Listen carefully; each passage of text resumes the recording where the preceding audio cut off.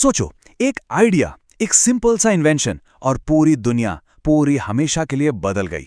कभी सोचा है आपने कि जिस एक किताब को लिखने में सालों लग जाते थे, वही नॉलेज, वही ज्ञान आज आपके फोन में बस एक टैप में मिल जाता है। आखिर ये सब शुरू कैसे हुआ?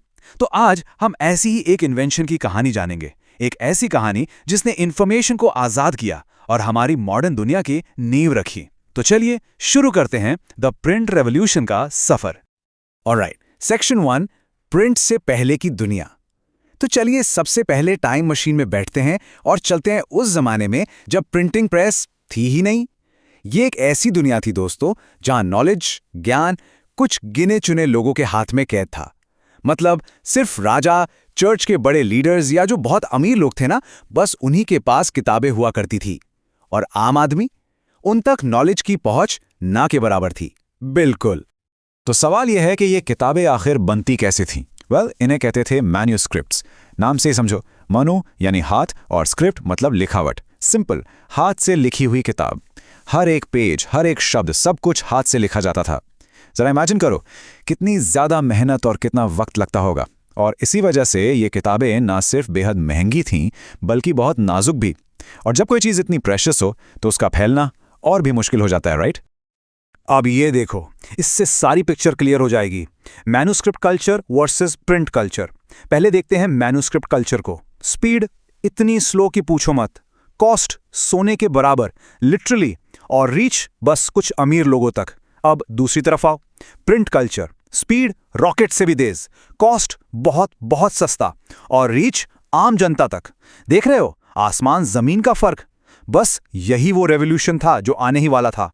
चलो इसको और सिंपल बनाते हैं एक रियल लाइफ एग्जाम्पल से। इमेजिन करो आप क्लास में हो, 50 बच्चे हैं, ठीक है? और पूरी क्लास के लिए सिर्फ एक टेक्स्ट बुक है, एक टीचर के पास, और एग्जाम सर पर हैं। टीचर बोलती हैं, ओके बच्चों, एक काम करो, सब एक एक करके आओ और इस किताब से हर चैप्टर को हाथ से अपनी कॉपी में लिख लो। जस्ट इमेजिन कितना टाइम लगेगा, कितनी गलतियां होंगी कॉपी करते वक्त, और क्या एग्जाम तक सब बच्चों को वो इन्फॉर्मेशन मिल पाएगी? नहीं ना। बस ऐसे ही थी प्रिंट से पहले की दुनिया। तो इतनी बड़ी प्रॉब्लम का सॉल्यूशन कहां से आया? हमारे दिमाग में अक्सर यूरोप का नाम आता है, राइट? लेकिन ऐसी बात नहीं है। इसकी रोशनी, इसका आइडिया सबसे पहले ईस्ट से आया। ये वो जगह है जहां प्रिंटिंग का सबसे पहला बीज बोया गया। एक ऐसी टेक्नोलॉजी जो आगे चलकर सब कुछ बदलने वाली थी। तो हमारी कहानी शुरू होती है एंशिएंट चाइना में। लगभग AD 594 के आसपास चाइना में hand printing technology already develop हो चुकी थी। सोचो, वहीं से ये आइडिया पहली बार दुनिया में फैलना शुरू हुआ। सफर लंबा था, no doubt, but this was the beginning of everything. तो ये टेक्नोलॉजी आखिर थी क्या? इसे कहते थे वुड ब्लॉक प्रिंटिंग। प्रोसेस बहुत ही सिंपल था। सुनो, स्टेप 1, एक लकड़ी का ब्लॉक लो और उस पर जो भी लिखना है उसको उल्टा काफ कर दो, मतलब आरी से खोद दो। स्टेप 2, अब उस खोदे हुए ब्लॉक पर इंक लगा दो। स्टेप 3, बस पेपर को उस ब्लॉक पर रखो, हल्का सा रब करो एंड बूम, हो गया प्रिंट। और ये टेक्नोलॉजी चाइना, जापान और कोरिया में सदियों से यूज हो रही थी। और अब देखिए a piece of living history. यह है डायमंड सूत्र। AD 868 में चाइना में प्रिंट हुई थी, और ये दुनिया की सबसे पुरानी प्रिंटेड बुक मानी जाती है। और इंटरेस्टिंग बात यह है कि इसमें सिर्फ टेक्स्ट नहीं, वुडकट से बने पिक्चर्स भी हैं। ये इस बात का जिंदा सबूत है कि आइडियाज़ को कॉपी करने, उन्हें फैलाने की टेक्नोलॉजी सदियों पहले ही शुरू हो चुकी थी। तो अब सवाल ये है कि ये अमेजिंग आइडिया चाइना से यूरोप तक कैसे पहुंचा? इसका क्रेडिट जाता है फेमस ट्रेड रूट्स को, जैसे कि सिल्क रोड।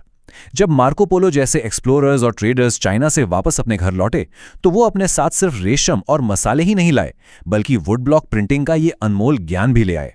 और इस तरह 13वीं सेंचुरी आते आते ये टेक्नोलॉजी यूरोप की जमीन पर कदम रख चुकी थी। ओके, नेक्स्ट सेक्शन, गुटेनबर्ग का जादू। मार्को पोलो ने बीज तो बो दिया था, आइडिया यूरोप पहुंच गया था, लेकिन एक प्रॉब्लम अभी भी थी। प्रिंटिंग बहुत बहुत स्लो थी। सोचो, हर नए पेज के लिए एक पूरा नया लकड़ी का ब्लॉक कार्व करना पड़ता था। यूरोप को एक हीरो चाहिए था, कोई जो इस प्रोसेस को फास्ट फॉरवर्ड कर दे। और वो हीरो हमें मिला जर्मनी में। नाम था योहानेस गुटेनबर्ग। अब देखो, गुटेनबर्ग का बैकग्राउंड बड़ा इंटरेस्टिंग था। वो एक गोल्डस्मिथ यानी सुनार का बेटा था। उसे पत्थर पॉलिश करना, लीड के सांचे यानी मोल्ड्स बनाना, इन सब में वो एक्सपर्ट था। और उसने बचपन से ही वाइन और ऑलिव प्रेस, जिससे रस निकालते हैं, वो भी देखे थे। अब आप सोचो, एक वाइन प्रेस, एक सुनार के टूल्स और लीड के मोल्ड्स, इन तीन बिल्कुल अलग अलग चीजों का आपस में क्या कनेक्शन हो सकता है? कुछ सोचा? वेल, यही तो गुटेनबर्ग का जीनियस था। उसने इन सब अलग अलग आइडियाज को जोड़ दिया। ये देखिए उसने क्या किया। उसने वाइन प्रेस से इंस्पिरेशन ली और एक प्रिंटिंग प्रेस बनाई, और जो उसके लेड मोल्ड्स बनाने की स्किल थी, उससे उसने हर अल्फाबेट के लिए A, B, C सब के लिए मेटल के टाइप्स बनाए। और इनकी खास बात ये थी कि ये मूव हो सकते थे।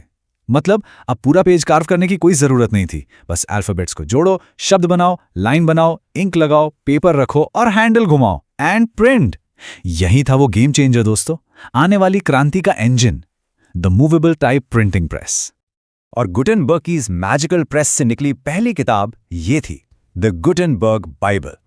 अराउंड 1448 इसकी लगभग 180 कॉपीज प्रिंट की गई।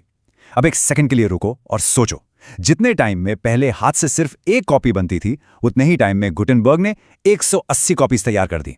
This was it. यही वो मोमेंट था जब यूरोप में प्रिंट रेवोल्यूशन ऑफिशियली शुरू हो गया। Alright, next up, a new reading public. देखिए, गुटेनबर्ग की मशीन ने सिर्फ किताबें नहीं बनाई, उसने एक पूरा नया कल्चर पैदा किया। एक ऐसा कल्चर जहां पढ़ना लिखना अब सिर्फ अमीर लोगों का काम नहीं रह गया था।